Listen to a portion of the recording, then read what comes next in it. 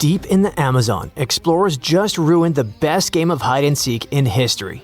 They stumbled across a 500-pound snake snoozing in the mud, convinced its disguise was perfect. At first glance, it looked like a famous green anaconda, and then the lab tests came back.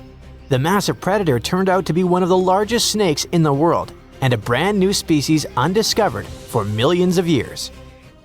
The Amazon is one of the most unwelcoming places on the planet. It's like a video game setting where everything is trying to get you.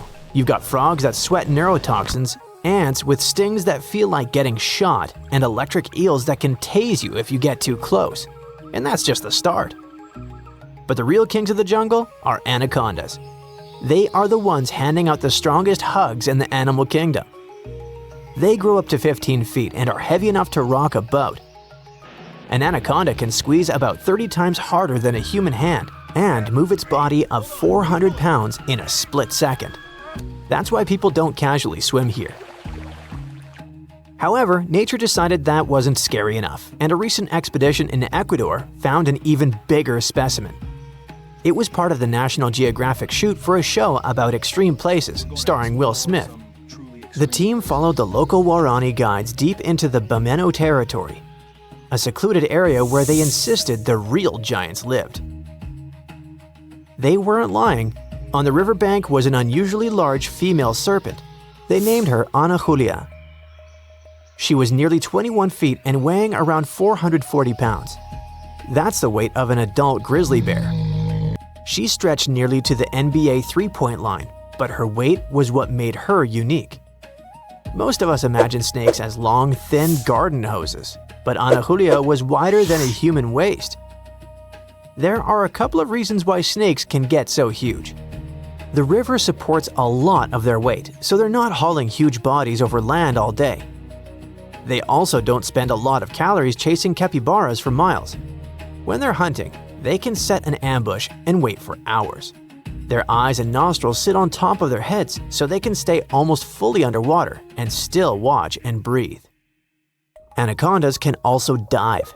They're able to close the nostrils like valves and stay underwater for almost 20 minutes. They blend in so well that a thirsty deer could be drinking inches away from a snout without even realizing it. When they're resting, they can stay in one spot for more than a day. And because they're snakes, they can eat one massive meal and just doze off for a while. We know the snake is a she because, among anacondas, it's the females that grow this big. This is because of a genetic evolutionary phenomenon called sexual dimorphism. The males are puny in comparison, barely reaching 9 feet. Nature gave the ladies supersized bodies because carrying dozens of baby snakes takes a massive amount of energy and storage space. And anacondas don't lay eggs like most snakes. They give birth to live young, sometimes around 40 at a time.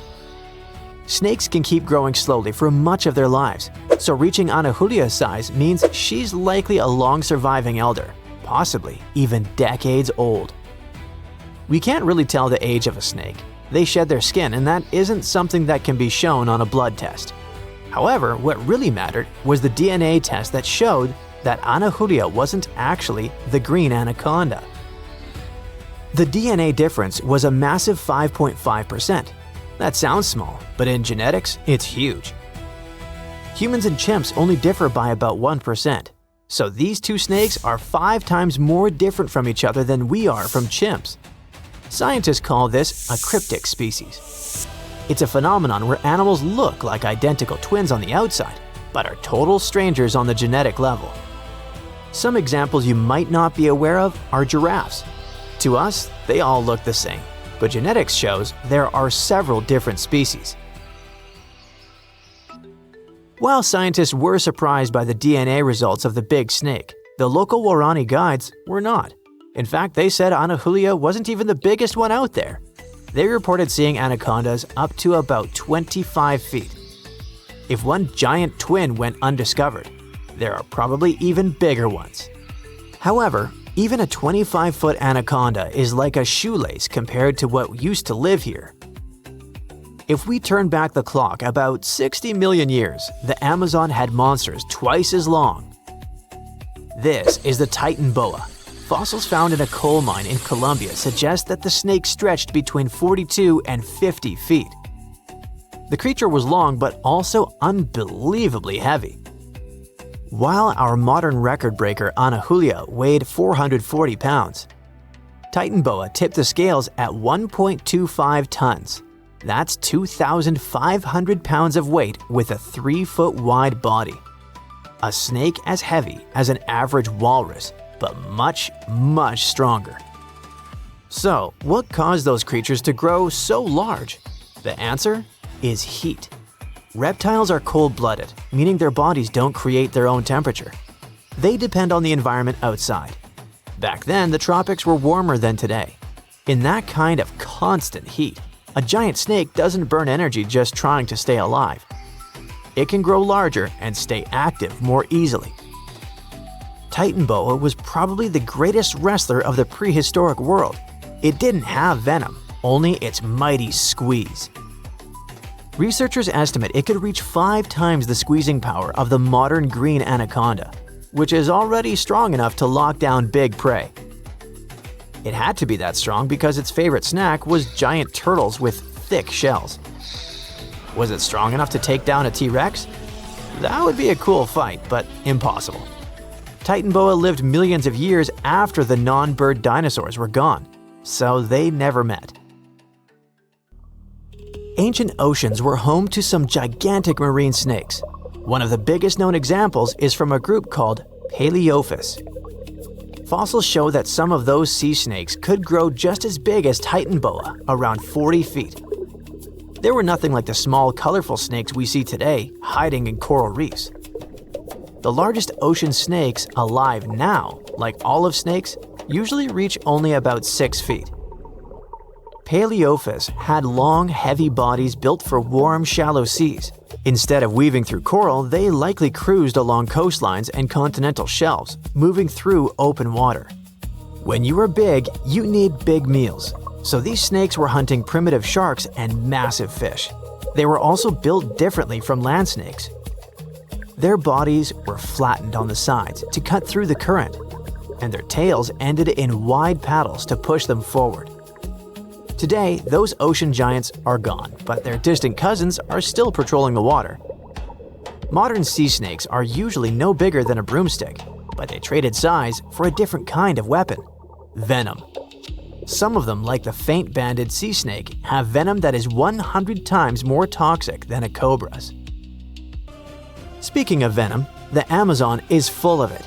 It's home to over a dozen types of dangerous pit vipers like the bushmaster. There's also the Brazilian wandering spider, which is one of the most toxic spiders on Earth.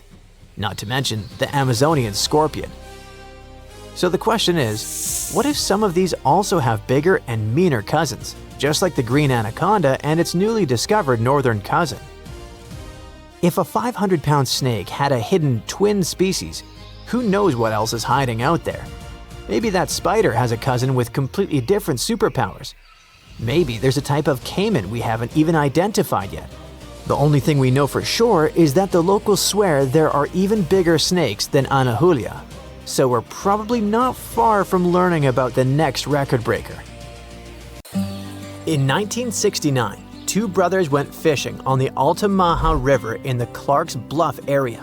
They cast their fishing rods, ready to wait for some fish to bite their bait, but at that moment, they saw something strange. At first, they thought it was a sturgeon, but then they saw that the length of this sturgeon was about 13 feet, almost as tall as 2 basketball players. Of course, such a size didn't frighten the brothers because some species of sturgeon can reach a length of 24 feet, which is about 3.5 basketball players. Something else surprised them. The face of this creature resembled that of an alligator. The tail was horizontal.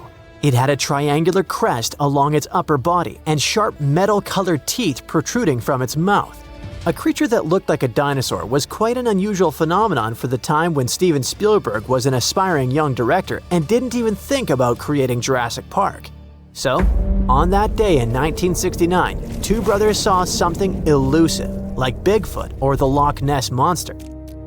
They saw a creature that had been the subject of stories for centuries. a creature that is being searched for even today. They met Altamaha. This is a famous and narrow circles monster that lives near the mouth of the Altamaha River in southeastern Georgia. People from the Lower Muskogee Creek tribe talked about it long before the British colonization.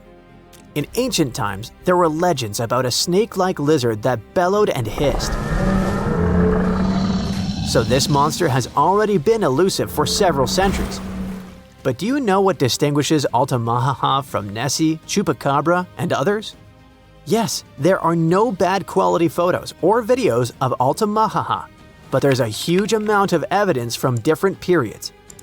For the locals, Altamaha is so real that one artist created a detailed statue of this river beast. Of course, it's not accurate because it's based on eyewitness accounts. But you'll probably agree that it would be scary to see such a cute animal in the middle of the river while fishing. Almost all the stories are about a creature without hind limbs, but with front flippers, which swims like a dolphin, has a crocodile face, big eyes, and large, sharp teeth. It's gray or green with a whitish-yellow belly and a bony crest on its crown. And most interestingly, people have seen this creature in different sizes. Of course, when you see an unknown dinosaur-like thing, you can exaggerate its size or estimate it incorrectly, which explains the difference in statements. But there's also a probability that Georgia is home to a big family of Altamaha. One of the first people to see this creature and report it to a local newspaper was Captain Delano. On his schooner Eagle, he was sailing near St. Simon's Island, below the mouth of the Altamaha River, when he saw a creature about 70 feet long, which is almost twice the size of a school bus. Its body was like a barrel, and its head was like that of an alligator. It's possible that the captain greatly exaggerated the size of the monster because of the excitement, but several other people who were with him in the boat confirmed his words. From that moment on, reports of the river monster began to appear more often. Someone saw it flashing along the river. Others saw how it behaved defensively towards people. And some people reported that Altamaha was just basking in the sun. Just imagine its displeasure. Not only fishers met Altamaha. In the 20s of the last century, lumberjacks were crossing the river and saw a huge snake-like monster. In 1935, a group of hunters saw a creature they called a giant snake. In the 1940s, Boy Scouts encountered a similar creature. And in the 1950s, 2 employees from Reedsville State Prison saw it.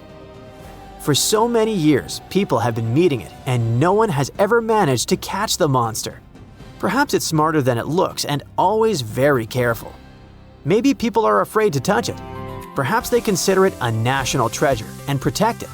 But one day, there was a case when Altamaha almost fell into a trap. In the summer of 1980, 2 men saw a monster wallowing on a muddy shore. It seemed like it was stuck and trying to get out. The witnesses said that the rough, dark-skinned creature had finally left the shore, dived into the water, and disappeared.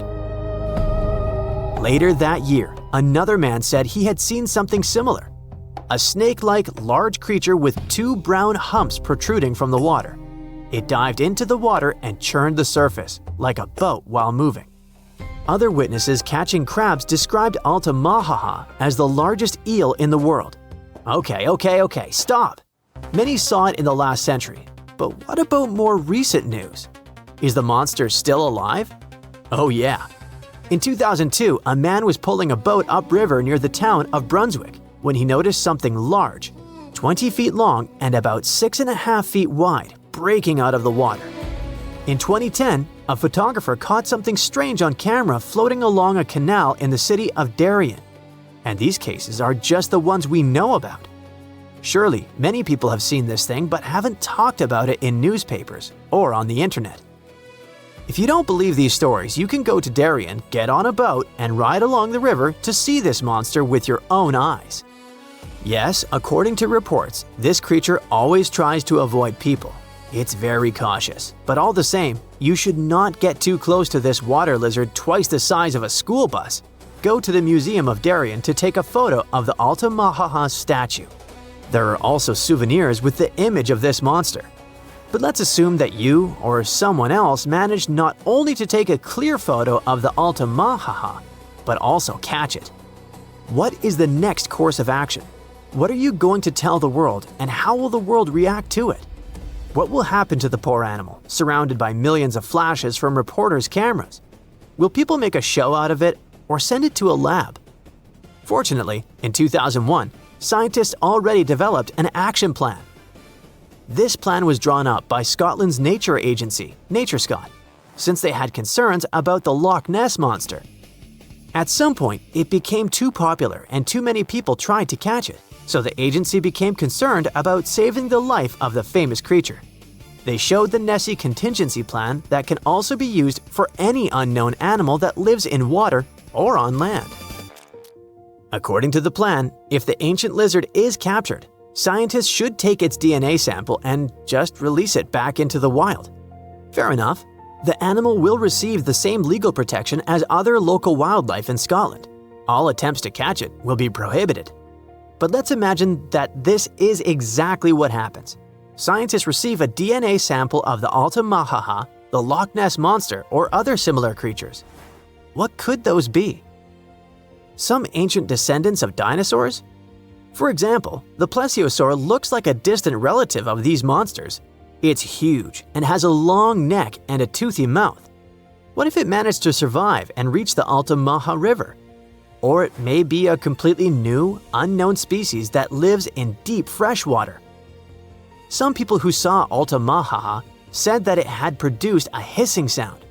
What if it's some kind of ancient python or anaconda that moved from land to water and grew fins?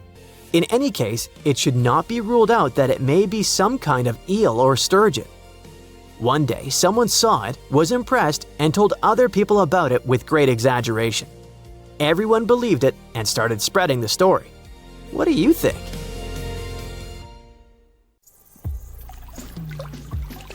Now, of course you know that the Amazon River is famous for its piranhas, bull sharks, and other creatures you don't want to meet. But there are even more dangerous rivers in the world. The deepest of them, the Congo, goes so far down in some sections that even light can't reach there. It's the only major river that crosses the equator twice and carries enough water to fill more than 13 Olympic-sized swimming pools into the Atlantic Ocean every second. Wow! Even the most experienced boaters have trouble passing through all of the river's strong currents, rapids in its upper part, and waterfalls and gorges in the lower section. The Congo currents are so fast and powerful that they even divide animals like mountains and oceans do. There are new species of fish evolving separately on the two banks as they can't reach the other side and breed with each other. One of the most dangerous types of fish living here is the Goliath tigerfish. These monsters, that grow up to 5 feet and travel at the speed of 25 miles per hour, are relatives of piranhas. Their mouths are full of vicious, razor-sharp teeth. Their females lay hundreds of thousands of eggs, and the offspring are predators from birth. You have a good reason to fear the Goliath tigerfish, as they're the only freshwater fish in Africa that have attacked crocodiles and even humans. Okay, not swimming there. There are dense jungles and more hungry wildlife, including snakes and some aggressive hippos, all along the river. Still, it's used as a water highway in Central Africa, so barges traveling on it for weeks are often crowded with up to 2,000 people and capsize every now and then. And if you believe the local folklore, there's one more thing to be afraid of: the one who stops the flow of the rivers, a dinosaur-like beast that is said to live in the Congo River basin. There have been over 100 sightings over the last century, but no one can provide solid evidence the beast is real. At the turn of the 21st century, there was a series of terrible, mysterious stories on the Kali River in Asia. Something described as a mud-colored water pig would drag swimmers underwater in front of terrified eyewitnesses. British biologist Jeremy Wade stepped up to crack the case. He noticed that all the scary incidents were happening in one specific spot, stretching about 4 miles. Villagers told him this creature was growing big and bad from all the food it got. Wade examined the water with a depth sounder and thought it could have been a whirlpool. Then the monster dragged a domestic water buffalo into the water, The buffaloes are big and heavy, so the creature that attacked it would have to be super strong. Saltwater crocodiles don't go so far inland, and the most common local species of crocodiles don't live in cold waters. There were no bull sharks in the area either. Finally, Wade spotted several goonch catfish underwater. Some of them were human-sized. They couldn't capture these monsters with a regular fishing rod, but a special ceremonial construction did the job. The largest fish was 6 feet 7 inches long and 3 times the weight of an average gaunch. It was large enough to take down a human or a large animal, but Wade mentioned there could be even bigger ones living in the Kali River. The Orinoco River in South America is dangerous to navigate because of some crazy curves and strong underwater currents. It's easy to get lost here, even if you have your GPS on. There are sudden waterfalls all along, and you must be prepared to handle those to survive. The river is the only home to a rare Orinoco crocodile and has some pretty scary-looking vampire fish swimming around. This payara fish has sharp, spiky daggers that line their gums and 2 elongated fangs that rise from their lower jaws. Could probably use an orthodontist and some braces, you think? It's a ferocious hunter constantly looking for the next victim, which is going to be a medium or large-sized fish. If a human catches a payara, it will defend itself, leaving cuts, nips, and bites, but there are no known cases of this cutie taking a human life. Well, that's good. The Yellow River in China received its name after its color, but it wasn't always this yellow. It was first formed at least 30 million years ago and shifted its course over 30 times over the centuries. Yellow sediments moving downstream from a plateau in the distance transformed it from clear to muddy. This fine-grained substance piled up at the bottom of the river and formed natural dams. The huge amounts of water that the river carries need to find their way to the sea, and that's when major floods happened, taking several million lives in various epochs. The locals tried to solve the problem by building higher and higher levees, but it only made things worse. Water coming out of the river would now have nowhere to back up, as the riverbed was higher than the surrounding land. This even shifted the river's mouth. Now there are massive dams and dikes all along the river to try to contain it. The Parana River is the second longest in Latin America and has many tributaries. They flow in from the highlands near the Andes, and there's a huge drainage in the wet season. This makes the river a perfect home for, guess what, piranhas. There are 30 to 60 species of these scary fish in the Parana waters. In late 2013, they attacked bathers cooling off by the water on a hot day. People started running out of the river as they felt something was biting them in the water.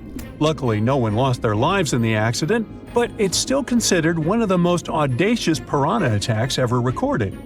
Biologists later determined that the type of piranhas, called palomates, was to blame for this, and humans had probably disturbed their breeding grounds. Well, the piranha also has a strong current that is tricky for boats and swimmers to overcome. Plus, it often floods, which can be dangerous for people living in the surrounding areas. The longest river in the world, the Nile, flows through 11 countries all the way into the Mediterranean Sea. Expeditions have spent centuries looking for its source, and no one still knows for sure where this mighty river begins. Adding to the mystery, the Nile takes an unexpected turn right in the middle of the Sahara. Scientists have figured out the reason is a massive underground rock formation from millions of years ago. The Nile has served as the most important water highway for civilizations through centuries, but it has some pretty dangerous inhabitants, like crocodiles that grow to be 20 feet long, which is slightly more than the height of an average giraffe. These bad guys can reach a speed of 30 miles per hour on land and take the lives of a couple hundred people every year. Hippopotamuses that also live here sometimes go after boats, and venomous snakes like the black mamba and the Egyptian cobra add to the mix. One of the most dangerous creatures on the Nile is the mosquito, as they carry around all sorts of diseases that affect hundreds of thousands of people. The Brahmaputra River in Asia carries waters from the mighty Himalayas. When the snows in the mountains melt, the river floods massively, causing landslides, displacing millions of people, and taking the lives of hundreds of animals in the nearby national parks. Such floods are also common during the monsoon season in India, from June to October, with heavy rains. The course of the Brahmaputra River is changed incredibly over the past 2.5 centuries.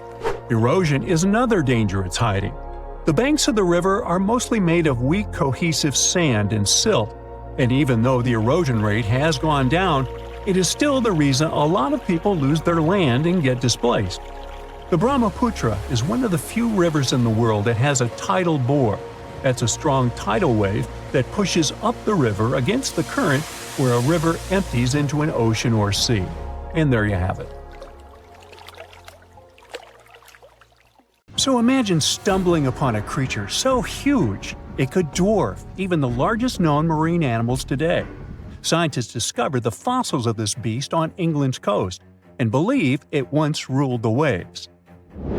The new species was named Ichthyotitan severnensis, but thankfully for me, scientists nicknamed it the Little Stock Monster. Its estimated lengths range from 72 to 85 feet long, almost as big as a blue whale. Megalodon can't even compare to this. It was only about 60 feet long. And what's crazy is that this fossil we found wasn't even an adult, so who knows what their actual size was. The first piece of the Little Stock Monster was discovered in 2016 in the Westbury Formation. Researchers found a 3-foot-long jaw part that belonged to an unknown species.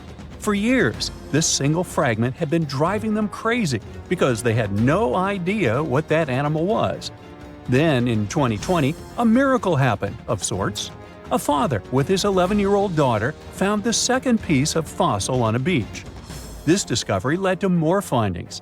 Finally, in 2022, the last piece of the literal jaw puzzle was found, buried along the Somerset coast. This leviathan belonged to the Shastasaurid family. Both the Little Stock Monster and other Shastasaurids had one ancestor, so all the species in this family are super similar to each other. For example, all of them were the largest marine reptiles ever to exist. Although our Little Stock Monster is much larger, most Shastasaurids could grow up to only 69 feet long, and it's possible that the Little Stock Monster, when fully grown, would reach up to 100 feet or even more. Both of their bodies were just perfect for cruising the ancient seas. These marine titans were elegant and slender, with an elongated snout. Other marine animals at the time were smaller and looked more like dolphins. Shastasaurids had long paddle-like limbs adapted for efficient swimming.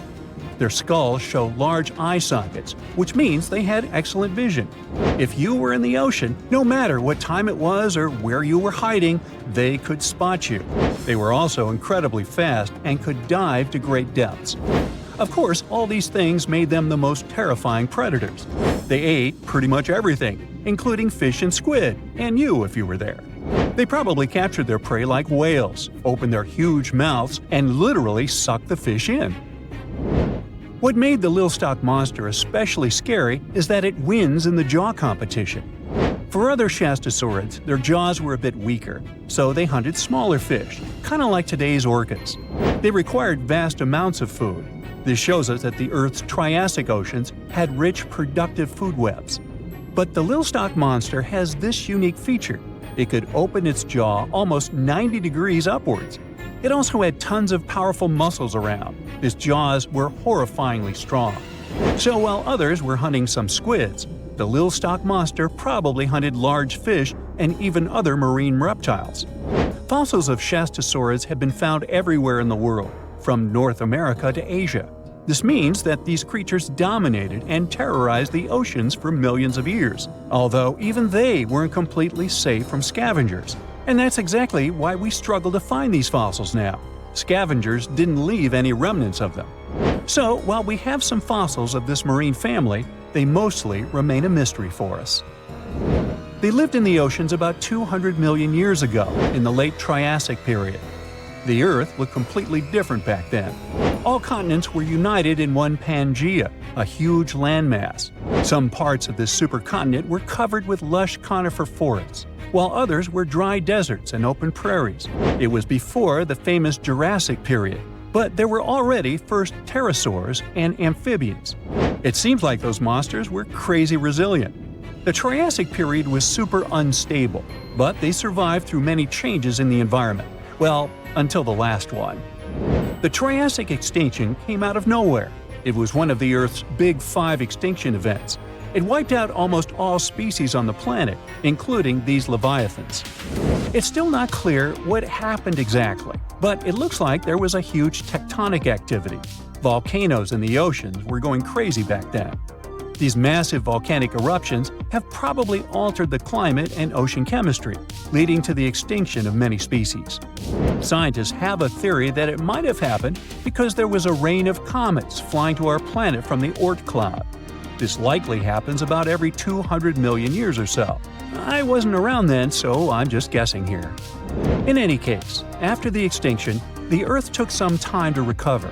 Then it entered the famous Jurassic period. More terrifying sea monsters were on the way. One of them left us a colossal skull. This fossil is 150 million years old, and it also belonged to a sea beast from Jurassic times. They called it the Sea Rex. The name is very fitting. This monster could have broken a car in half with one bite. It was also discovered accidentally. A fossil enthusiast was walking along the Jurassic coast. This place is famous for having tons of ancient fossils, all because of the erosion and stormy weather. Typically, people find small spiral fossils here. However, this time, he discovered a giant sea monster fossil. Excited, he contacted scientists. They arrived at the spot right away and then had to carefully climb down a cliff to search for the rest of the skull. This fragment alone is 6.5 feet long. Turns out it's a newly discovered species of pliosaurs, giant predators of the ancient seas. Pliosaurs were among the largest marine predators ever. Some of them grew up to 40 feet long. They used their huge teeth to snatch and devour prey, including other reptiles.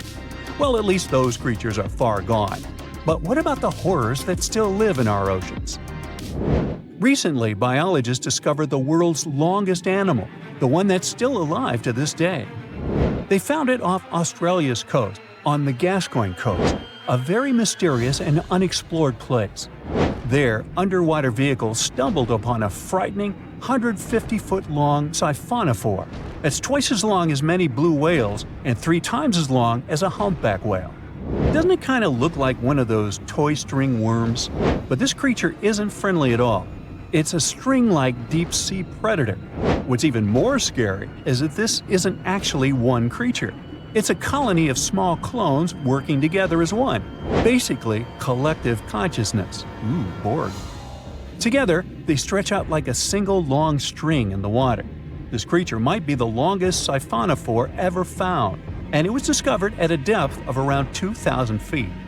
Siphonophores, similar to jellyfish, capture their prey by dangling stinging tentacles in the water.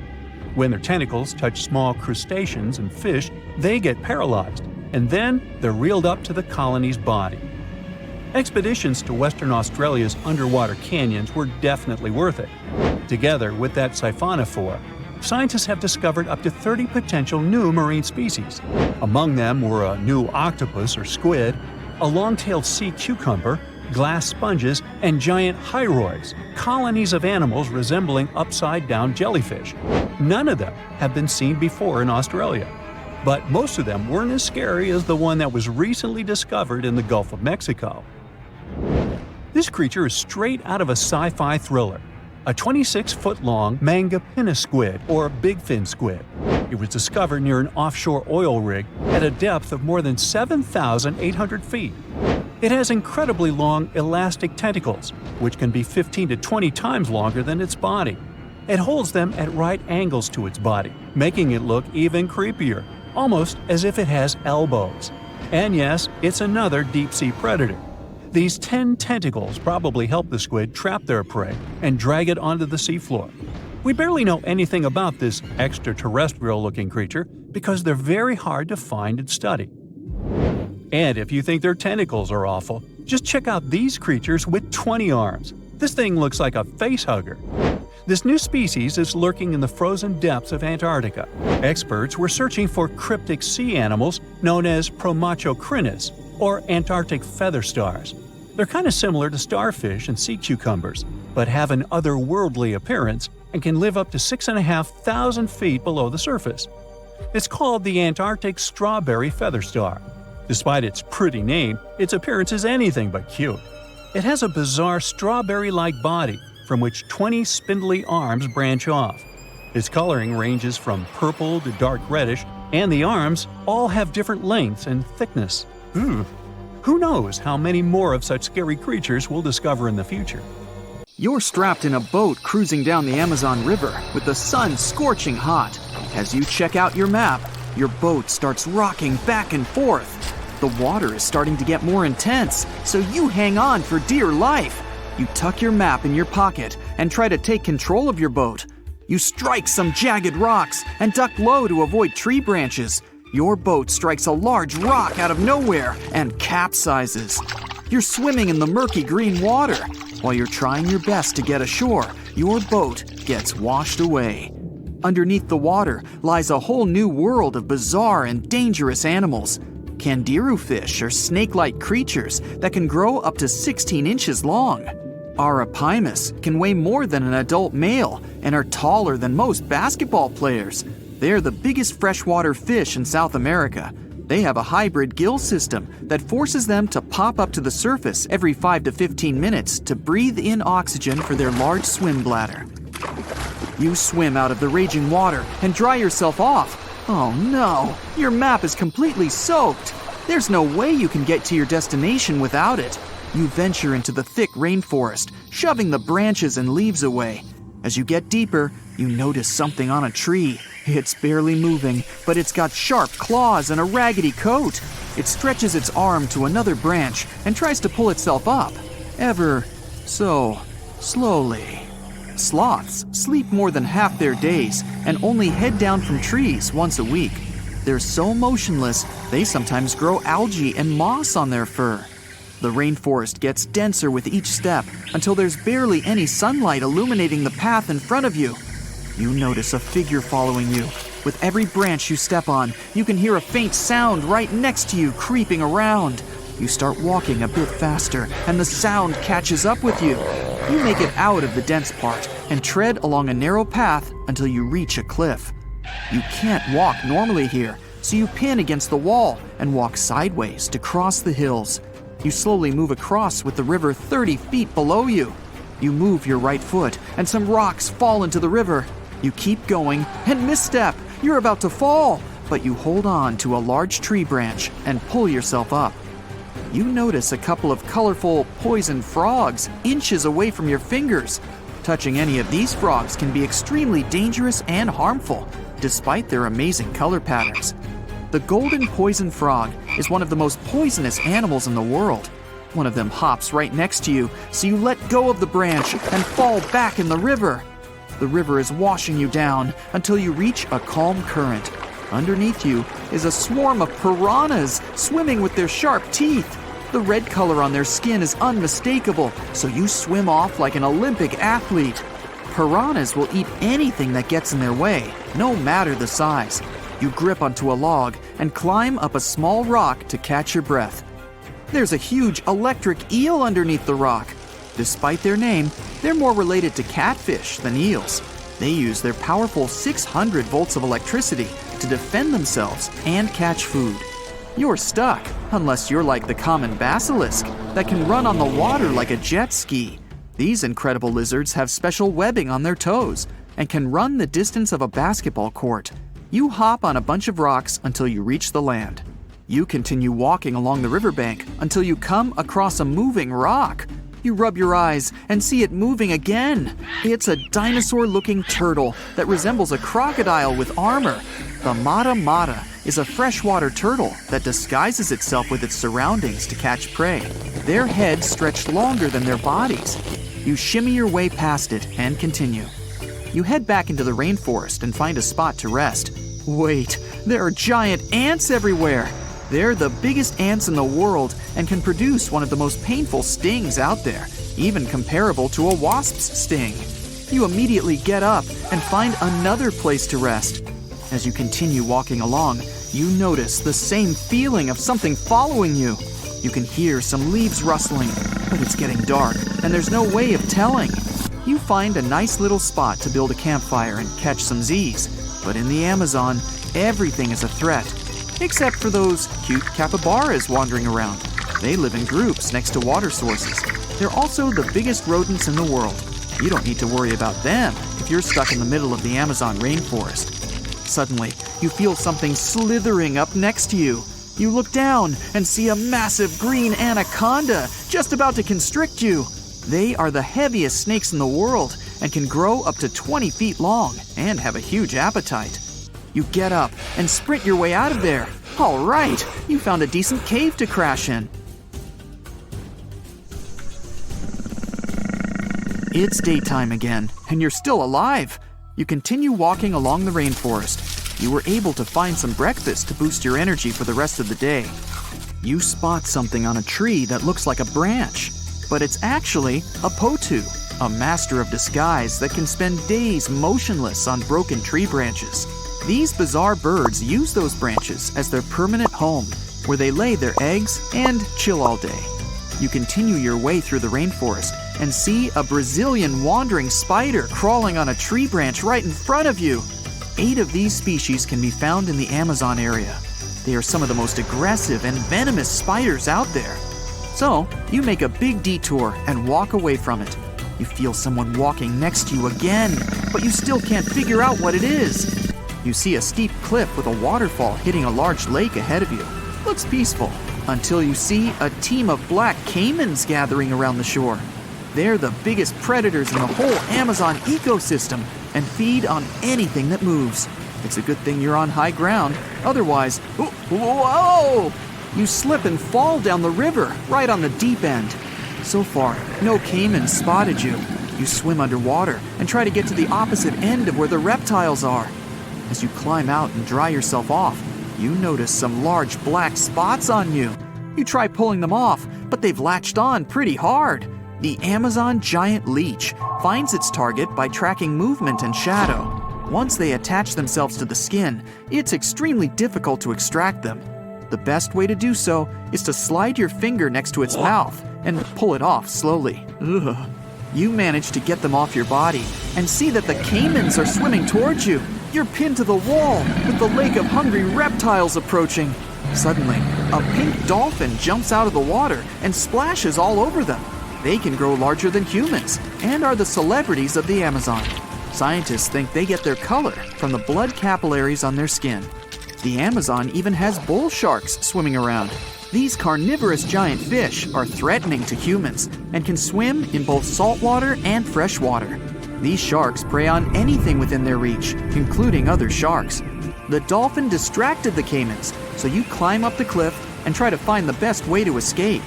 Opened jaws waiting for you to fall into the pit are right below you. You're lucky enough to escape to the top, but as your arms pull you up, the first thing that you see is a jaguar looking straight at you. It's the creature that's been following you this whole time. You get up while it starts circling you, timing its strike. You know that you can't take on a jaguar, nor can you outrun it, so you grab a large tree branch from the ground to defend yourself. It jumps at you, but you duck down in time. The jaguar lands in the water far away from the caiman crocs. It's a good thing these large kitties are excellent swimmers. You pick yourself up and continue. And to your surprise, you find your boat again. You fix it up and sail your way out of the Amazon. Whew! Many terrifying animals live deep beyond the waves, like this vampire squid living 3,000 feet below the surface in almost complete darkness. This animal has a cloak, like a vampire's. That's why it's called the vampire squid. Deep down at the bottom, it can't use ink to defend itself. So this animal has developed an unusual tactic.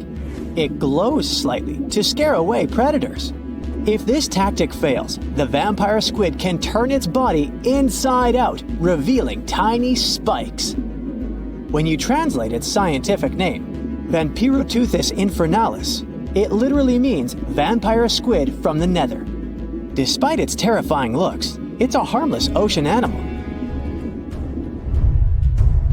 This previous creature was not from space, but this object definitely is. Before Elon Musk found a way to reuse rockets, NASA would simply drop old ones after launching astronauts into space, most of the time in the ocean or deserts. In 2012, Jeff Bezos launched a mission to find the Apollo 11 rocket. They found it by using sonar, but it was in terrible condition. It was sitting on the bottom of the ocean, not far from the predicted site. They were able to rescue the engine and reconstruct 2 of them.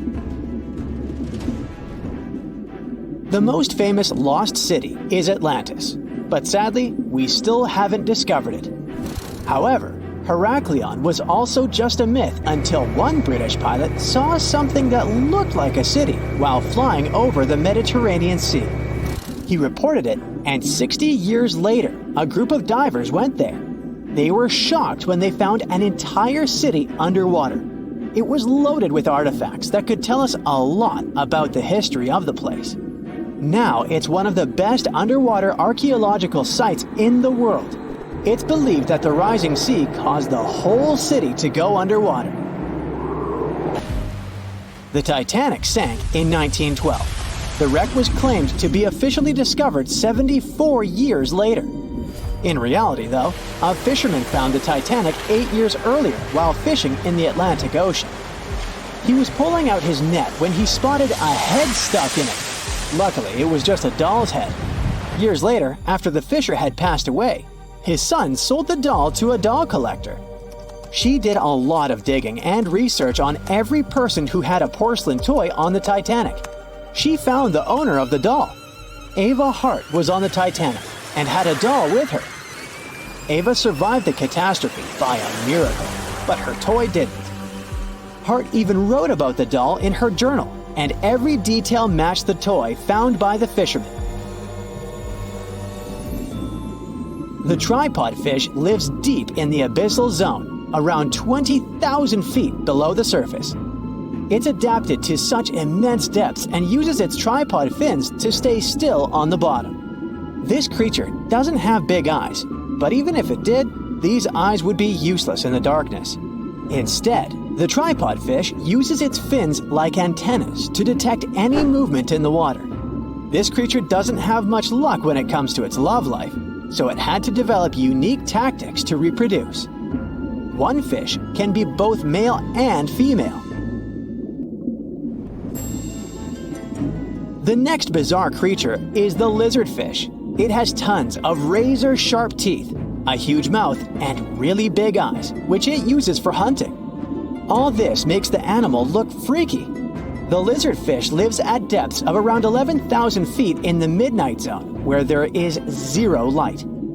This freak of nature basically eats everything it can fit inside its mouth, from small fish to other lizardfish.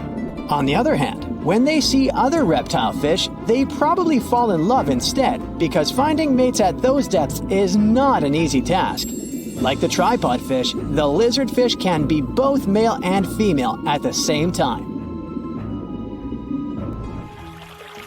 When you think of a river, you usually picture it on land. Still, nature is quite unpredictable, and it created a river flowing under the ocean in California. It's running at a depth of around 2 miles. This river has everything that an ordinary river has: sunken logs, trees, and rocks. And despite its uniqueness, it's not the only one in the world. There are also others in the Amazon and Greenland. A terrifying creature was discovered near Angola's coast by a remote operating vehicle. It looks like it doesn't have a head or a body. It was sitting at a depth of around 4,350 feet below the surface. After doing research, scientists concluded it wasn't anything from a sci-fi movie. It was just a cluster of siphonophores stuck together. In 2015, some random guy was diving in Caesarea, and something shiny caught his eye. He reached out, grabbed it, and realized it was a gold coin. After that, he examined the bottom and found out that there were many more. He reported the incident to the local authorities, and they concluded that he had found Arabic treasure The coins were made of solid 24-karat gold and were a few thousand years old, but due to the perfect salinity and temperature, they looked brand new. The coins belonged to a ship carrying cargo. It was caught up in a storm and unfortunately sank. One of the weirdest things ever discovered was found in the Baltic Sea. It's an anomaly that looks as if it was created by a different civilization. It was discovered by Swedish researchers, and they basically had no idea what it was. They had to ask tons of other scientists for their opinions. When you look at this formation from above, it's 200 feet long and looks exactly like a fallen spaceship. It's hard to believe that it's a natural formation, but spoiler alert, it's totally made by nature because the Baltic Sea has gone through many erosions throughout history. Most likely, the bizarre formation is the result of these processes. A group of divers in Madagascar were shocked when they found this 7-foot monstrosity of a knife on the seafloor. The speculation started immediately, and many said that the knife was from some giants that had fought megalodons and lived on Earth thousands and thousands of years ago. That could make a nice story, but the knife is most likely a movie prop that was lost at sea. One of the ocean's most bizarre animals is the frilled shark. It's believed that this fish is the reason for all those sea serpent stories that sea explorers of the past wrote about.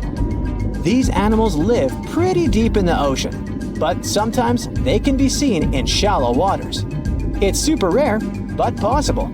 The frilled shark has a big mouth sporting around 300 teeth. It also has a long body that looks like a lizard's, and it is truly a unique species of shark. Its prey can be half of its size because this shark's stomach is like that of a snake, and it can swallow huge fish or crustaceans. Spotting a few worms in your garden is no big deal, but after seeing a 26-foot long one in the ocean, you will make your wetsuit a little wetter. This worm is super rare, and it's completely harmless to humans. It's actually not a giant worm. It's a cluster of zooids that are stuck together in a worm-shaped formation. They usually only eat plankton, bacteria, and other tiny things that can be found in the ocean. Probably the scariest thing in the ocean that is 100% real is the Magna Pinna, which can be found at crazy depths of 20,000 feet below the surface. This monster looks like an underwater Slender Man, but it's just a squid with really long tentacles that can reach a terrifying size of 8 feet. This guy has only been seen a few times, and basically, we don't know much about this creature so far. What's the scariest predator under the ocean? The crocodile? Huh, I don't think so. Loch Ness Monster? Please, it never existed. How about the Kronosaurus? Well, it is extinct, but you might be onto something. Let's take a look at what it'd be like if these creatures were still around today. First things first, what on earth was it? The Kronosaurus was a marine carnivore that lived in the cool, high-latitude Eromanga Sea. It covered vast areas of inland Australia between 90 and 120 million years ago, during the early Cretaceous period. Near-complete fossils of the creature were also found near Colombia, which is a country that has a noted connection to prehistoric reptiles and turtles. This fact makes it extremely possible that the monster I'm about to describe existed worldwide. You might have heard saurus and thought, oh, it's a dinosaur. But these were actually reptiles. They were the largest member of the Pleosauroidea family, referred to as plesiosaurs. Fossil evidence suggests they weighed over 20,000 pounds and were roughly 30 feet in length. Just to put that in perspective, the longest crocodile ever measured was a saltwater crocodile by the name of Lolong from the Philippines. It was 20 feet in length and weighed just under 2,500 pounds. And that's still 10 feet shorter and incredibly lighter than the average Kronosaurus, making the crocodile seem like nothing more than a glorified goldfish in comparison. Despite its terrifying length, the most physically daunting feature of the Kronosaurus was its head. Its skull was about 8 feet long, which was actually proportionally large given the size of its body length. anything that was unfortunate enough to end up inside the Kronosaurus's mouth may have been given false hope. After all, the teeth of the beast weren't actually that sharp. On second thought, I take that back. I wouldn't feel confident around a toothless snake, let alone being inside the mouth of this monster. But it's true that the Kronosaurus's teeth weren't sharp, especially when compared to other carnivorous reptiles, such as crocodiles and alligators. The teeth of this prehistoric sea creature were instead conical. This means that they were cone-like in shape. Unfortunately, this lack of sharpness didn't make them less dangerous. The teeth were enormous and could be up to 12 inches long from the crown tips to the bottom of the roots. This obviously meant that the Kronosaurus had an extremely powerful bite. It was estimated to be up to 30,000 newtons, which is almost twice as powerful as the bite of a large saltwater crocodile. Because of the bluntness of their teeth, they weren't suited for twisting their prey once in their grasp. But the size and shape of the teeth made them perfect for simple open and shut biting. They would have had no problem crushing hard objects, such as the toughest of shells any sea turtle could offer. Just like crocodiles, the Kronosaurus is believed to have had a short neck. This may have been an adaptation to allow the beast to successfully catch small, evasive animals. Their body, in general, was fusiform and streamlined. This means it was narrowed at both ends and had very little resistance to the flow of water. The Kronosaurus was also equipped with 4 paddle-like limbs. The hind limbs were larger than the front ones. They could span approximately 7 feet in diameter. All in all, this set the Kronosaurus up to effortlessly propel itself through the waters and be an ultimate predator. Predator X, if you will? That's the name that was given to the fossil of a creature discovered near Svalbard, a Norwegian island group, in 2009. The fossil was identified as a 50-foot-long, 100,000-pound monster with a bite force of 33,000 pounds per square inch. This might be the highest bite force of any known animal. Although Predator X is yet to be classified as any specific type of animal, it was definitely a plesiosaur like the Kronosaurus. And even if it wasn't Predator X, the Kronosaurus was still most definitely a ferocious titan when it roamed Earth's oceans. The Kronosaurus actually got its name from the Greek mythological figure of Cronus, the father of Zeus. Cronus was viewed as a titan from a generation of super powerful beings.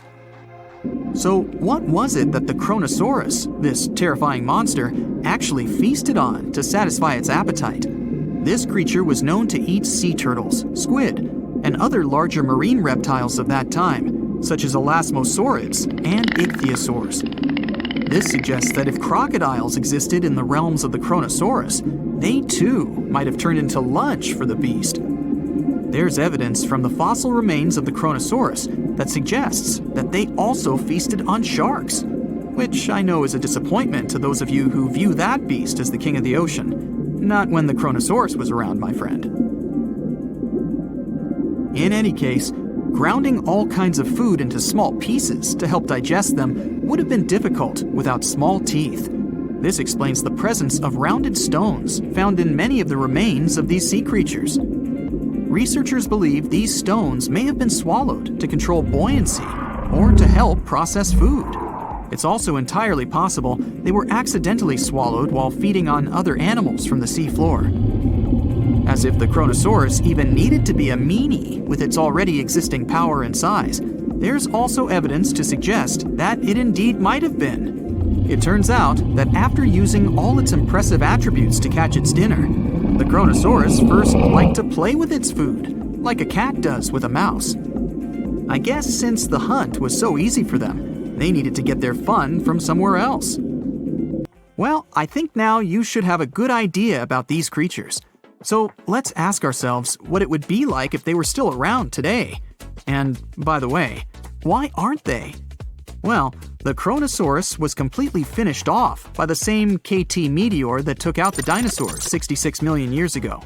But even before this catastrophic event, they were coming under increased pressure from an even bigger and more vicious family of carnivorous marine reptiles known as mosasaurs. You can't always be a top dog, I guess, or rather, top marine reptile. but what if this never happened, and they were still roaming Earth? Well, this might be obvious, but can you imagine what kind of impact that would have on sea tourism? Based on the impact that famous movies about sharks and killer whales had, what do you think the presence of a Kronosaurus in the ocean would do to beaches?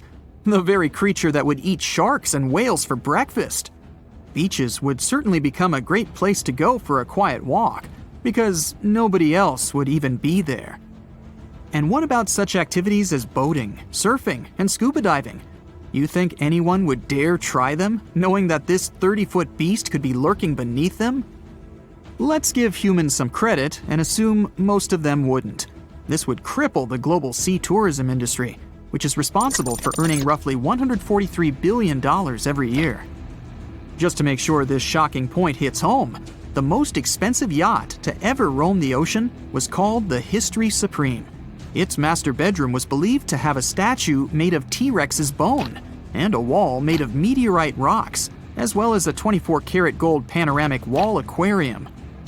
Anyway, this yacht was worth nearly $5 billion, meaning you could buy 38 of them with the money lost in potential damages to sea tourism caused by the Kronosaurus. I'm sure that the yacht's owner was happy the beast never made an appearance in their luxurious aquarium. So luxurious, in fact, that some people believe the History Supreme, reportedly owned by some business genius from Malaysia, never even existed. Rumor has it that it was simply an elaborate hoax fabricated by the supposed designer. Anyway, I don't think the trouble would just stop there. People could actually be in serious danger, regardless of being near the ocean or not.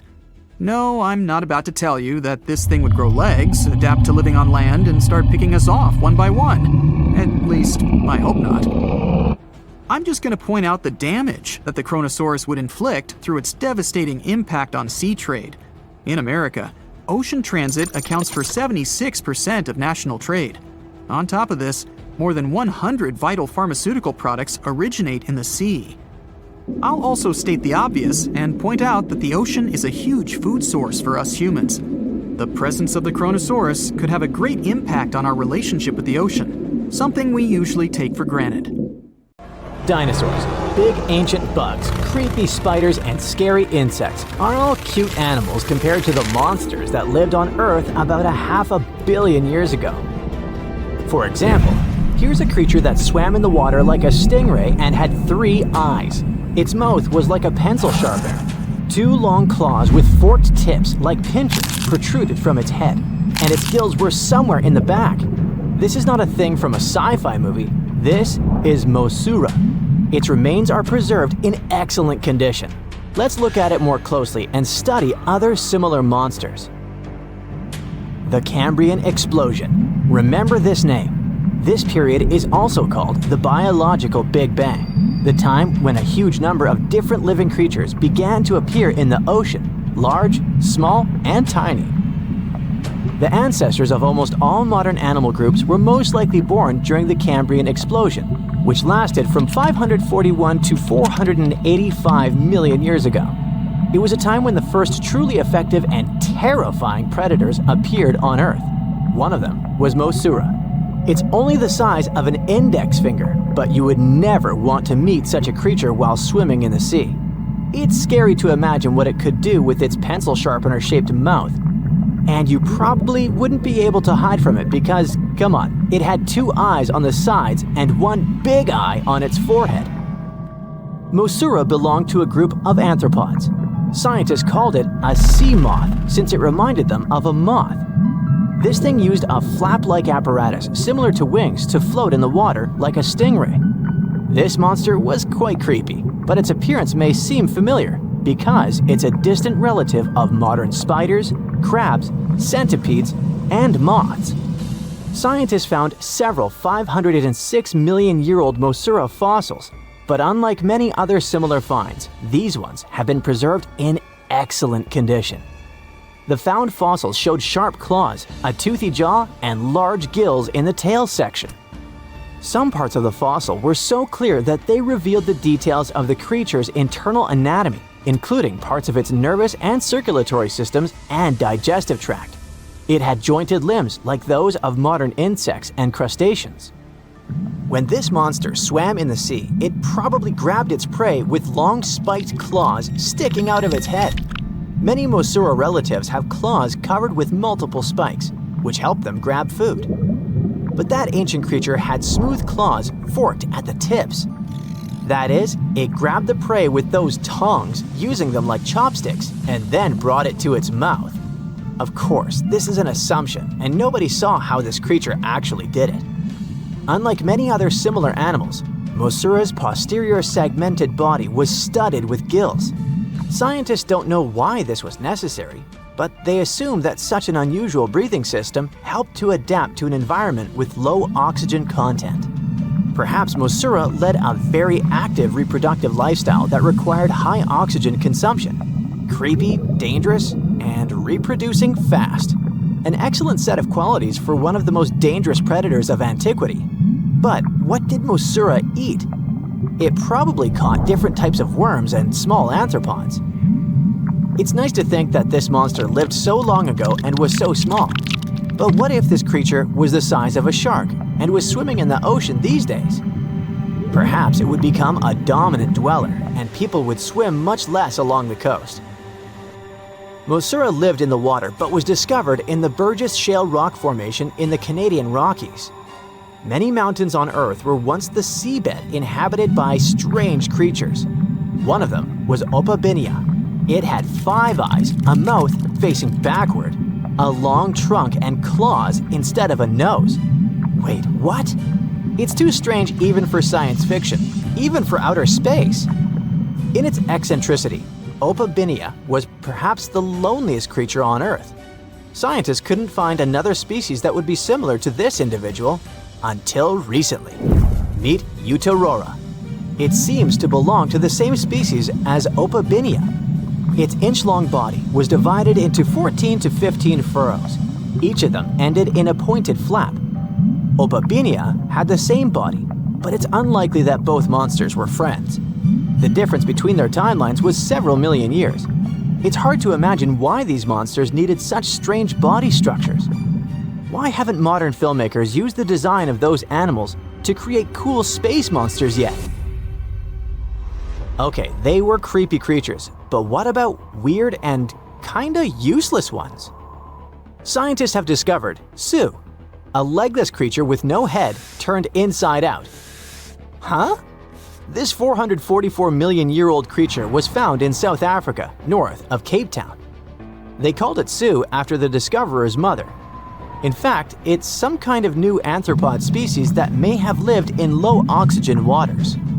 This creature was turned inside out, and the outer shell with the legs and head was lost. Thanks to mineralization, muscles, tendons, and even Su's intestines were preserved on the fossil. It's a great success to find such detailed remains of an ancient creature. However, scientists still can't determine the evolutionary history of this species. They're sure that it was a primitive marine arthropod. Okay, we can see that 500 million years ago, Earth was filled with creepy monsters, which fortunately are now extinct. But what about trees? Were they the same as we see now? Or was there something else? Something creepy? Oh yeah. Scientists have discovered a new kind of living organism similar to a tree or a mushroom. It was gigantic and had a very minimalistic design. Meet the Prototaxites. It's basically just a big stick with a round end poking out of the ground. It was smooth, didn't have the usual tree bark, and looked more like a mushroom without a cap. But scientists have recently found out that it wasn't a mushroom at all. Prototaxites probably belonged to a previously unknown branch of life. Prototaxites is considered to be the first giant organism in the history of the planet that lived on land. It existed about 420 to 375 million years ago during the Devonian period. It was the time when plants began to spread across dry land, forming large forests. Over time, they began to grow leaves and form roots in the ground. Then, the first seed plants appeared. The real colonization of land began. The first arthropods, such as centipedes, arachnids, and other unpleasant creatures, began to walk among those forests. Meanwhile, the water was filled with a huge biodiversity. There was a giant supercontinent on the planet, and smaller parts began to break off it. During this period, prototaxides towered over the land. Some of these things reached 26 feet high and 3 feet wide. It's like a 3-story house and as thick as a palm tree. But what was it? A plant? A mushroom? Algae, perhaps? Scientists discovered them in the middle of the 19th century, but only in 2007 did they conduct chemical analysis. Research showed that it was most likely a giant mushroom, but in 2025, scientists refuted this conclusion. It turns out this may have been an unknown life form that existed separately from the kingdom of fungi, animals, plants, and protists. Scientists noticed that the inner part of prototaxides consisted of a number of tubes. There are similar tubes inside mushrooms, but the tubes of that ancient living thing branched and joined differently. They even had a different chemical composition. The main building block of mushrooms is chitin, but the prototaxides contained chemicals similar to lignin, a substance found in the bark of trees and other plants, and its anatomy differs from the structure of any other organism known to us. What were they doing on Earth? Just chilled and enjoyed the bloom of life? Did they produce some kind of fruit, like a banana with eyes and claws? Scientists don't know. What if it was something that was brought to Earth from outer space? What if they were flowers planted by another civilization? What do you think? There's a monster hiding in the remote forests, swamps, and rivers of the Congo Basin in Central Africa. It has a long neck, looks like a dinosaur, and is the size of an elephant, or maybe a hippo at least. That's what people who claim to have seen it say. It should have gone extinct millions of years ago, but this Congo's version of the Loch Ness Monster somehow survived. This creature is the Mokele Mbembe, which means one who stops the flow of rivers, and more folks are saying they've seen it lately. European explorers first heard the stories of this creature from the people living near the Congo River in the early 1900s. A German captain even included a description of the monster in his official report from his expedition. The locals told him the animal was of a brownish-gray color with smooth skin, a very flexible neck, and only one long tooth that could be a horn. Some of them mentioned a long, muscular tail, like that of an alligator. They also said that the creature lived in the caves, but climbed the shores even in the daytime to find some plants to eat. Locals also believed its favorite snack was a kind of liana with large white blossoms. Some of them even showed the German captain some fresh path the monster left leading next to those plants. And they warned him that Mokele Mbembe definitely didn't like humans and took down any canoe that would sail nearby. Dinosaurs were a real hit in pop culture in the 1910s, and several newspapers in Europe and North America wrote about the dino-like monster from Africa back then. In the later years, several expeditions traveled to the Congo Basin to search for Mokele Mbembe or interview claimed witnesses. They did not find any direct physical evidence, but collected many stories. One zoologist in the 1980s said he took a film of Mokele Mbembe, but the footage did not develop properly. Stories and movies like Jurassic Park have kept the dream alive that dinosaurs might still be hiding somewhere in deep forests. At some point, people stopped reporting sightings of the creature as often, so it almost became a forgotten legend. But it all changed recently, as many people claim to have witnessed the mythical monster with their own eyes. Cryptozoologists, those fans of mysterious creatures, believe it could be a dinosaur that, for some reason, didn't go extinct, related to a Brachiosaurus or a Diplodocus. This idea comes from how people describe seeing the creature, with a super long neck, a huge body, and a tiny head. They think it might have stayed hidden in the deep forests of Africa all this time. But scientists say that if it really were the last living dinosaur, we would have found some real proof by now, like a photo or bones or something showing it walking around the Congo Basin. Some expeditions that are trying to find proof the monster is real have even used sonar technology to scan the murky waters of Central African rivers and lakes in search of any large, unidentified creatures. Some people even narrowed down the monster's location to a specific remote lake, surrounded by untouched jungle in the swamps. So far, the search for evidence hasn't been successful. The explanation behind all the sightings of the Mokele Mbembe could be the changing ecosystem. More and more human settlements are moving into the huge Congo Basin rainforest. People aren't used to seeing large animals that live in the forest, so they believe they have witnessed the mysterious creature from their folklore. The human brain often fills in the gaps in something we don't know and uses imagination to explain it, especially if there's a ready-made version that everyone's heard of. But still, we can't completely rule out the possibility that there are some new, unknown species of animals hiding in the Congo forests. Maybe just not a missing dinosaur. Another legend, this time Mongolian, says there's a giant worm living deep in the Gobi Desert. Yep, similar to the monster you've seen in Dune. The creature, which is supposedly up to 6 feet long, can spit acid that could melt anything and shoot electricity.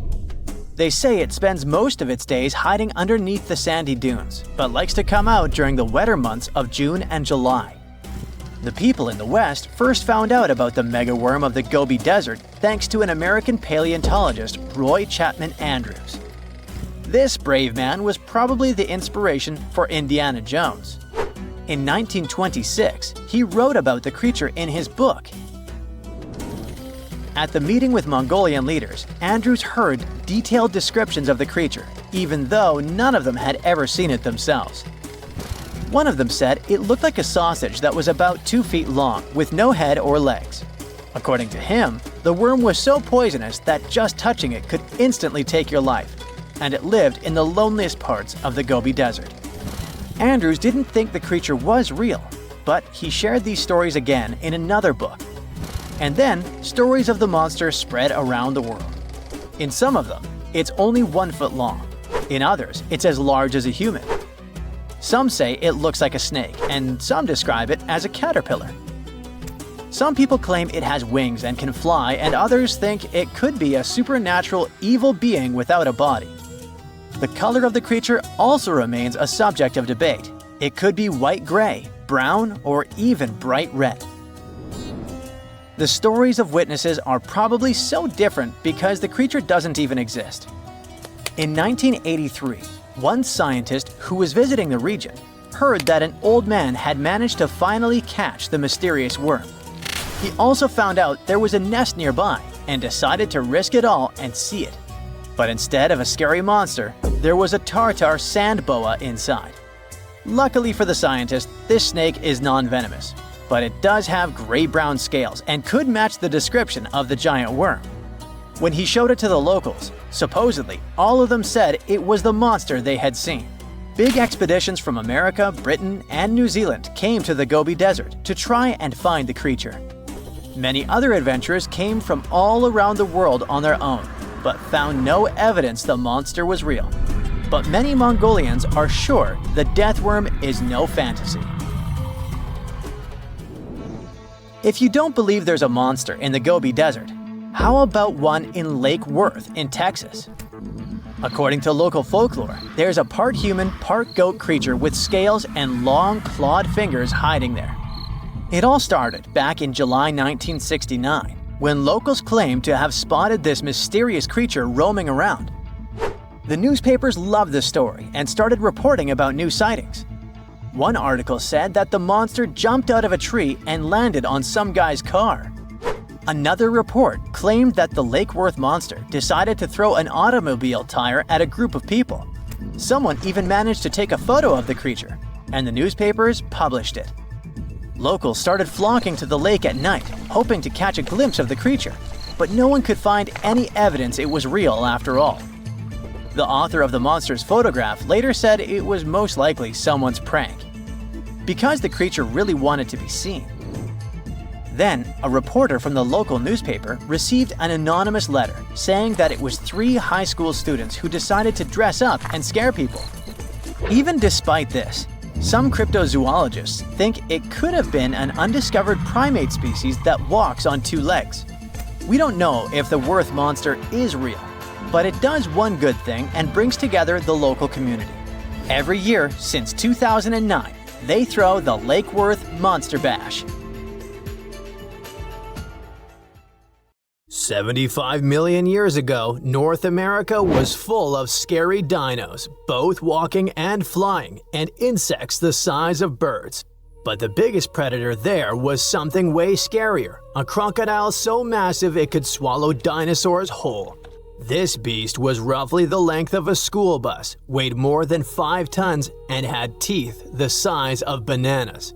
Its name was Deinosuchus, which literally means terrible crocodile. And trust me, it lived up to that name. Scientists have found its fossils all across North America, from Mexico to Texas to New Jersey and Montana. It means this monster could live pretty much anywhere it wanted. It wasn't picky. It roamed rivers, swamps, and even coastlines. And when it was hungry, anything that moved was fair game. Fossilized dinosaur bones show massive bite marks matching its jaw pattern. So yes, it actually took down dinosaurs. What's even crazier is its bite force. Based on skull reconstructions, scientists estimate it could crush bones with more power than T-Rex. So if a T-Rex ever got close to the water, it might have ended up as lunch.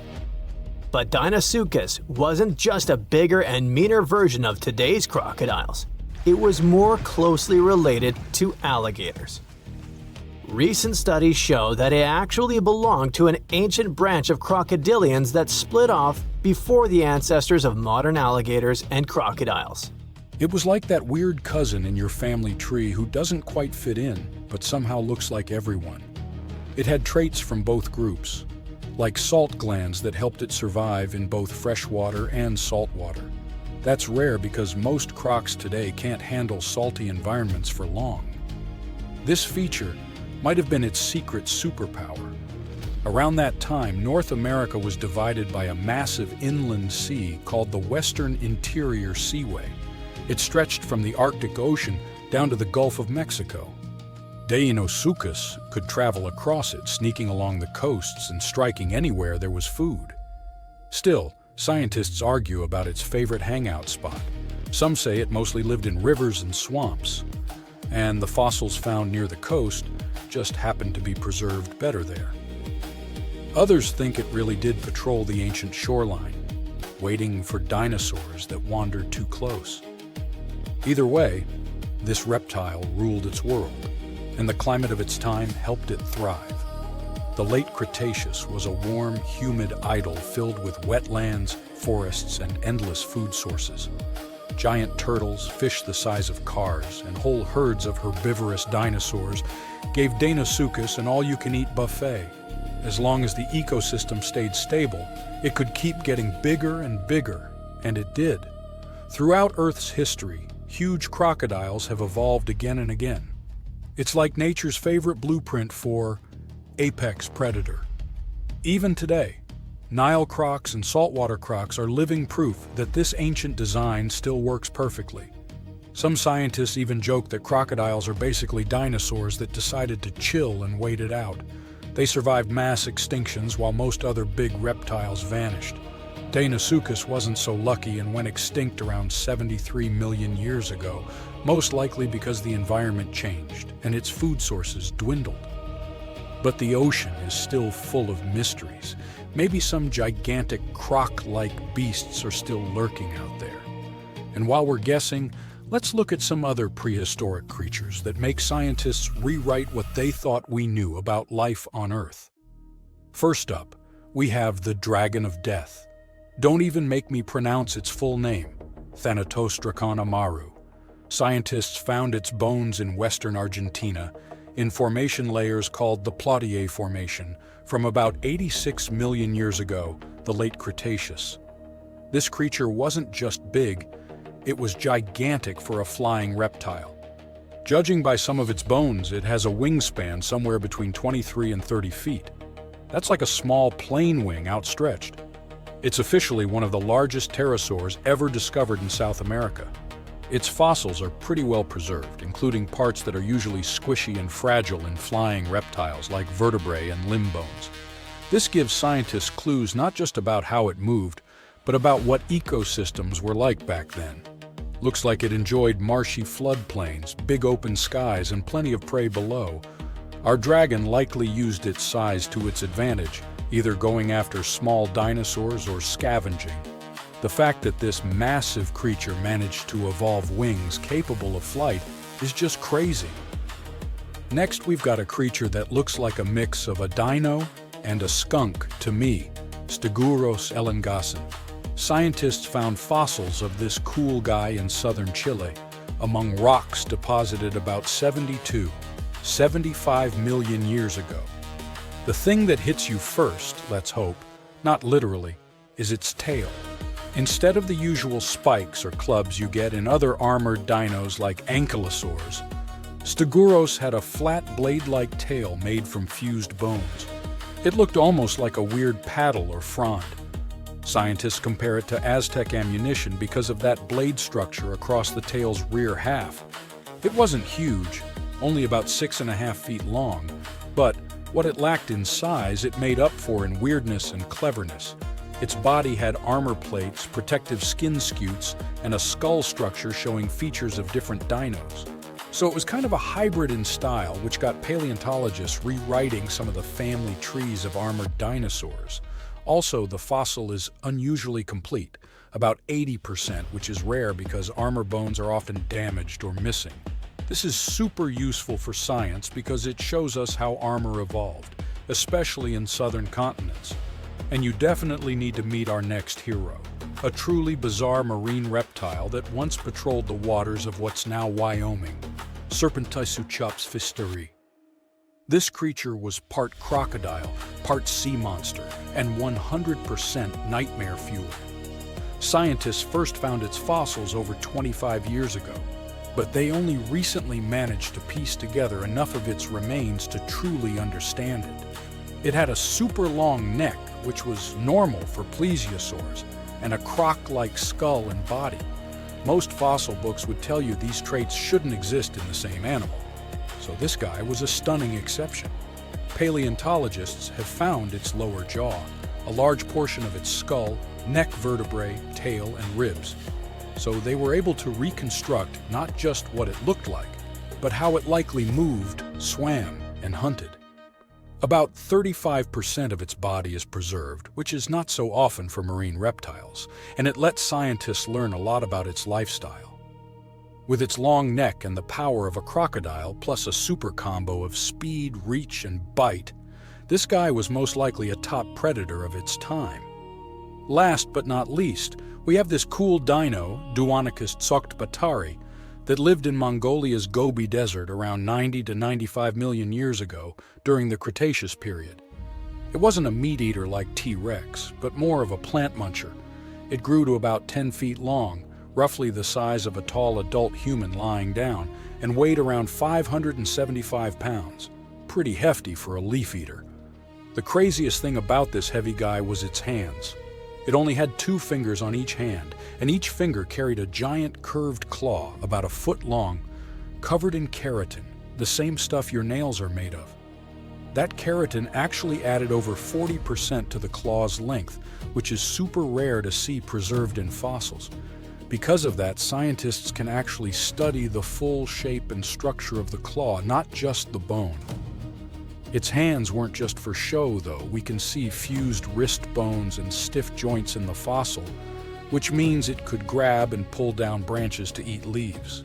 So, having fewer fingers could actually be a bonus if your goal is to reach and rip down vegetation. It's a really cool example of how dinosaurs adapted in weird and specific ways to survive. This is Lolong, the largest crocodile ever found, stretching about 20 feet long. Now, imagine living in a world full of Lolongs, only with longer legs and the ability to run on land like a greyhound.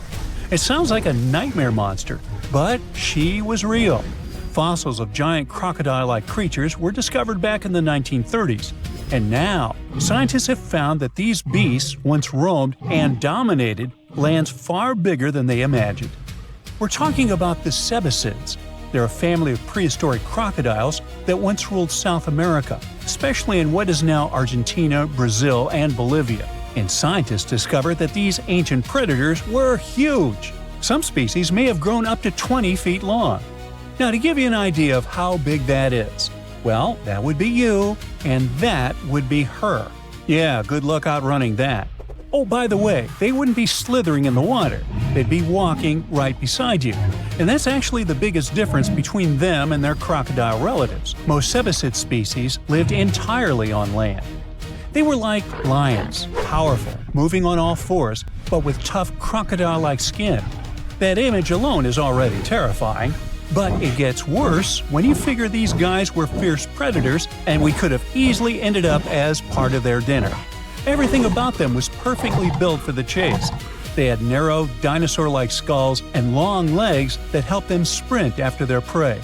They especially liked sloths and rodents, but honestly, with those sharp saw-like teeth, well, anything that crossed their path didn't stand much of a chance. And if one of their victims tried to fight back, well, that would have been a big mistake. Most of these crocodile ancestor species had tough bony plates under their skin that worked like natural armor. They were seriously tough, but don't worry, you don't have to fear them. Luckily, for us at least, these beasts aren't roaming the earth anymore. According to Jonathan Block, a paleontologist at the Florida Museum of Natural History, these mysterious predators may have been the last of the Nodosuchians, a broad group of reptiles that first appeared back in the Jurassic period. Yep, these bad boys shared the planet with dinosaurs. That is, until the asteroid hit the Earth about 66 million years ago. Dinosaurs went kaput, and mammals took over. They became the land animals, but their path to the top wasn't exactly smooth. They still had to deal with the Cebicids in South America. That's right, those tough crocodile-like predators actually survived the asteroid disaster. They also ruled and stayed at the top of the food chain until around 11 million years ago. Or at least that's what scientists thought. Until they started finding strange fossilized teeth in the Caribbean. Uh-oh. Let's go back about 30 years when researchers uncovered two roughly 18 million year old teeth in Cuba. They had a tapered shape and tiny sharp serrations, perfectly designed for tearing into meat. There was no mistake. Scientists were looking at something that belonged to a top predator. But the question was, who? Had they found a fossil of an ancient giant croc? Well, maybe. Those teeth could have been from a species of Cebicid, but that was strange, since scientists didn't think such large ancient predators ever lived in the Caribbean. And things got even stranger when another tooth turned up in Puerto Rico. This one even older, about 29 million years old. But there was a problem. Those teeth alone weren't enough to identify a specific animal. They needed more. So the mystery remained unsolved. Everything changed in 2023. Local work crews were building a road in the Dominican Republic when they suddenly stumbled upon ancient bones. Researchers soon realized they were looking at a fossilized tooth, but this time it came with two vertebrae. That was a big deal, because it's really hard to tell ancient crocodile species apart just from their teeth. But with those two vertebrae, things were different. Crocodile relatives with serrated teeth usually had ball and socket joints between their vertebrae. But in Cebicids, that part of the spine was flat, so that made all the difference. It was enough to confirm that the fossil from the Dominican Republic belonged to a Cebicid. And just like that, scientists discovered that this ancient predator really did live in the Caribbean. And even more surprising, they found out it was roaming around at least 5 million years before Cebicids were thought to have disappeared everywhere else. Okay, but why is finding their fossils in the Caribbean such a big deal? Or better yet, why were scientists so sure before this discovery that they didn't live there? Well, that's because this prehistoric reptile didn't like the sea. Let me explain. The Caribbean is a region in the Americas made up of islands and the surrounding coastal areas. That meant for a land-loving ancient crocodile to travel from, say, Colombia to the Dominican Republic, it would have had to swim. And I mean really swim. We're talking over 350 miles of open ocean with strong currents and rough waves. You can see why that would have been a serious challenge for a land-based cibicid to cross, right? So, that's why scientists thought these prehistoric crocodiles could never have lived in the Caribbean. But now that researchers are finding their fossils there, they may have to find an explanation. And that is where this discovery becomes even more interesting, as it actually supports the Garlandia hypothesis.